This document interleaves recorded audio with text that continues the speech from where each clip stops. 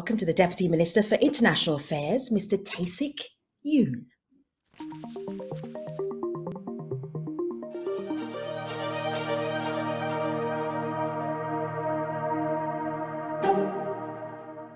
Greetings from Korea, everyone. Today, I'm very happy to share Korea's initiative for digital agriculture and its strong commitment to promoting digital innovation in agriculture globally.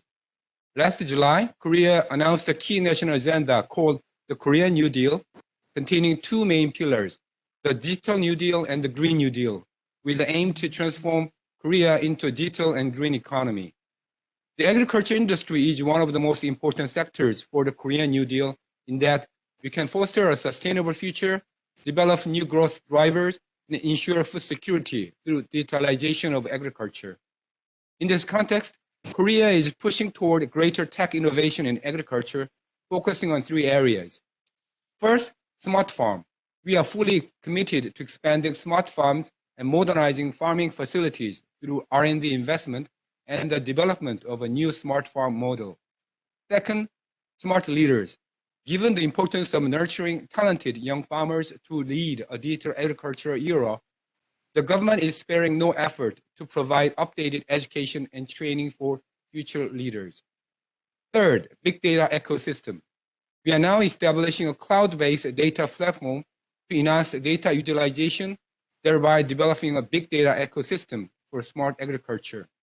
Korea is also actively engaged in supporting the global digital agriculture agenda in solid partnership with the World Bank. For instance, over the past 2 years, Korea has supported the regional flagship study, Scaling Up Disruptive Agriculture Technologies in Africa, through the Korea World Bank Partnership Facility. The study's findings currently serve as building blocks for active consultations with Kenya and Uganda. In addition, Korea has recently approved funding for green and digital technical cooperation projects in 23 countries through the Korea Green Road Trust Fund. Through these pilots, we hope to share Korea's experience and contribute to furthering digital agriculture in those countries. Going forward, recognizing the enormous potential of digital agriculture, the Korean government will continue to expand the funding of the facilities in those areas at the World Bank and support tech innovation in agriculture around the world. Thank you.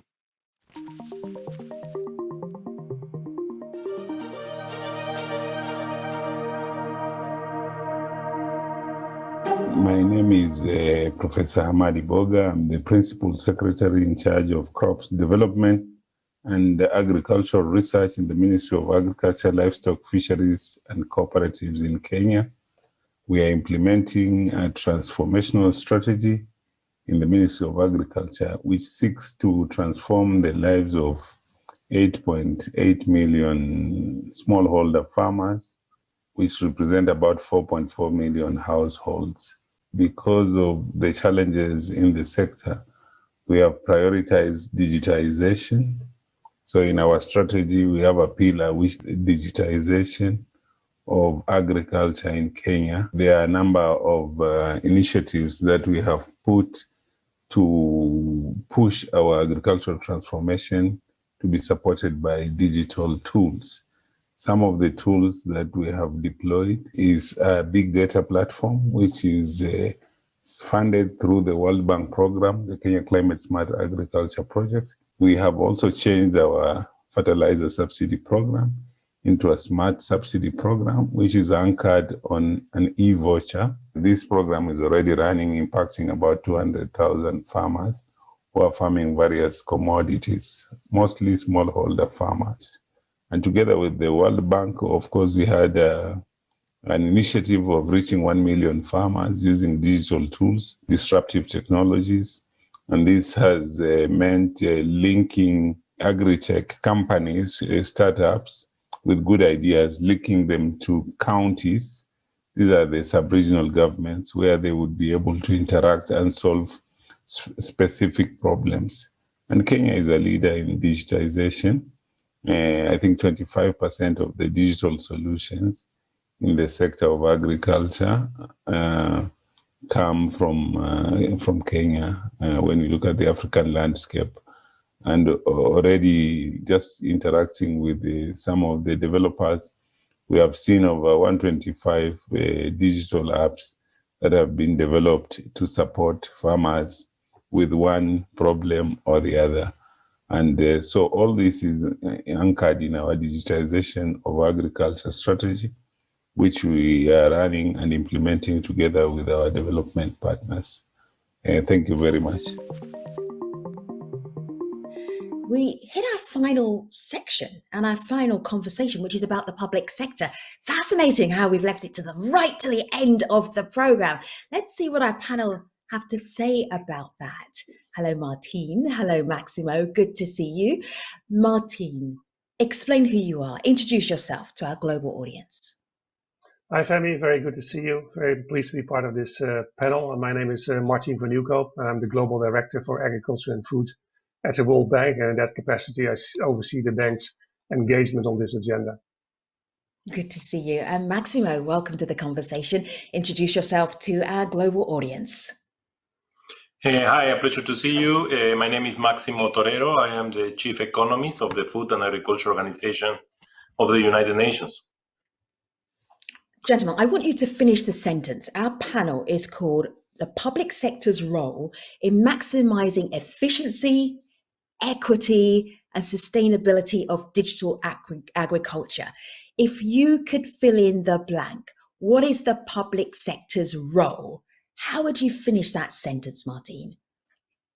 Well, for me, there are about 500 million farmers in the world. I mean, many are smallholder farmers living in remote rural areas.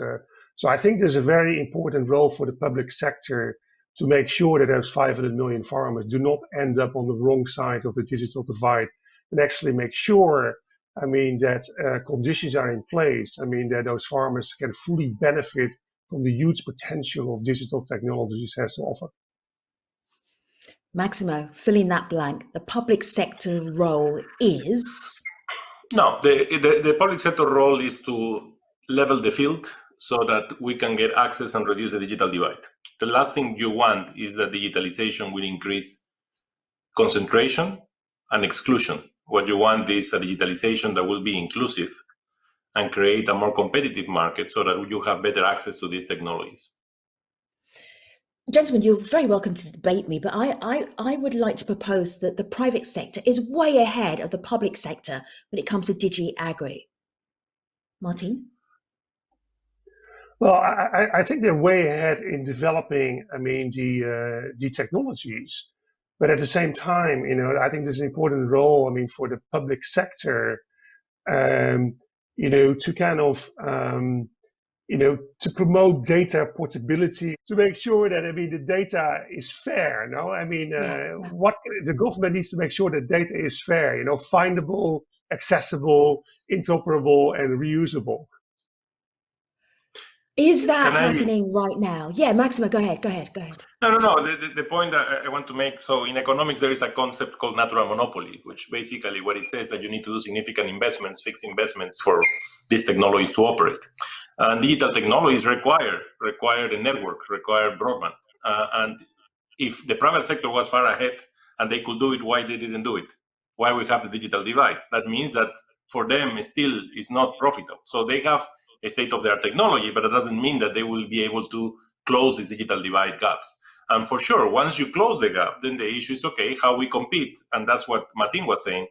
There are regulations that are needed to have this, avoid this specific investment. So if a company enters because of the natural monopoly position and have control over the core network, then you want interoperability. You want other companies to be able to join in and compete in a fair basis and not to give this capacity of monopoly to one company. So in that sense, the government has a lot of roles to play. Regulation, creating this environment to attract this investment, can be PPP, public-private partnerships, it can be concessions, but there is a big investment of the core network that needs to be in place, especially in the areas which are far away and where most of these smallholder farmers are. And also another area would be, for the public sector, to kind of, I think, safeguards farmers' data privacy, security, and ownership. That is not necessarily guaranteed if you just leave it up to the private sector. So in that respect, also legal and regulatory framework. I mean, should be make sure that actually the users actually trust the system. No? So we're talking here about best practices from the government's perspective. Let's talk about technical applications, Maximo. Give us some examples. No, there are many technical applications. The idea of digital technologies, again, they are just a mean to do something. They are not the solution of the problem, but this mean is very cost effective. And for example, I can use it to distribute in a cost effective way information to farmers. If farmers have access to cellular phones, we can easily, very cheaply, distribute information to them. I just have to build an Excel sheet, the phone numbers, put what I want to transfer to them, and I send the message to them. Now, of course, that assumes that they have access. No? I can also use more sophisticated things like blockchains, for example, to do traceability, to assure that they are complying with the standards so that they can also trade, and not only in the local, but also in the regional markets or international. I can use technologies also to accelerate access to finance, because I can have applications with the score systems informations in it. And I can also give them information on extension. There is a lot of work now going on extension through digital devices, and also on ways in which we can give real-time support to them. So they can take a picture of the problem, send it up to the cloud, and then experts can respond to them and give a solution to them. Conversations convened by the World Bank. The audience always want to know, well, what is the World Bank doing in this area? Martine.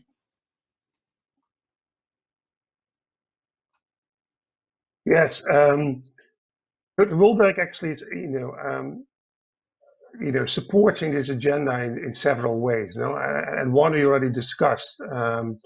It would be to invest in digital connectivity and all the infrastructure, particularly in rural and remote areas and lagging regions. I mean, to link farmers, to the network. Another area would, to kind of support countries' investment in I would say, non-digital enabling factors which are critical to the development of thriving ag-tech ecosystems, including new forms of public goods and institutions to connect high-impact innovations with data and use cases, including, for instance, agriculture observatories or weather and climate data. Another area that we're focusing on is the support, for the development of innovation ecosystems and platforms at the country level, based on, establishing creative partnerships between the public and the private sector to connect ag-tech startups, for instance, technology and agribusiness companies, financial institutions, and farmers' organizations. Also, we are actively engaging on concerns to promote global and national learning platforms to enable countries to learn from each others, as well as to benefit from global innovations, for instance, to the bank's open learning campus learning program on digital agriculture. So those are a few examples, Femi, that we're engaging on, and the demand actually is pretty significant, showing a lot of interest of our clients actually to engage on this agenda. Maximo, if I were going to ask you to be super candid about the challenges, the barriers for public sector success in digital agriculture, if you were going to say number one barrier is this, what would this be?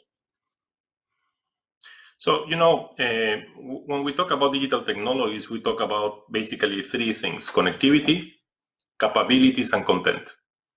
And I think one of the major barriers we have, because for connectivity, although we have a significant digital divide, especially between rural and urban within countries, that can be resolved. The World Bank can play a role, and other IFIs can play a role. But for me, the most complex one is the capabilities, because that's education. And if you don't have those capabilities, then it's very difficult that farmers and rural people, which are older generations, and they are in most of the cases, they don't read and write. It's very difficult to use these technologies. And of course, innovation can provide videos and ways to do it. But at the end of the line, they don't have this capability. So for me, one of the biggest constraints is capabilities. The second one, if I have to continue talking of constraints, is that this is a sector which is oligopolistic for sure. It's very few companies can operate and bring the services. It's not a sector that you have perfect competition. And for that, you require institutions, what we call complements. No, you require institutions and governance. And the government can start building the regulatory agencies, but the companies will always have more capacity to bring these people out of the government, and therefore has more control. So, and that has happened in Latin America. Beautiful regulatory agencies were set up, then the big companies came in and captured them. So I think we need to leapfrog. We need to learn from where it has worked out and try to help governments to minimize those risks. One more thought, Martin, and I'm plagiarizing your thought here, and that is COVID-19, our global pandemic. Where does that factor into this conversation? Excellent question.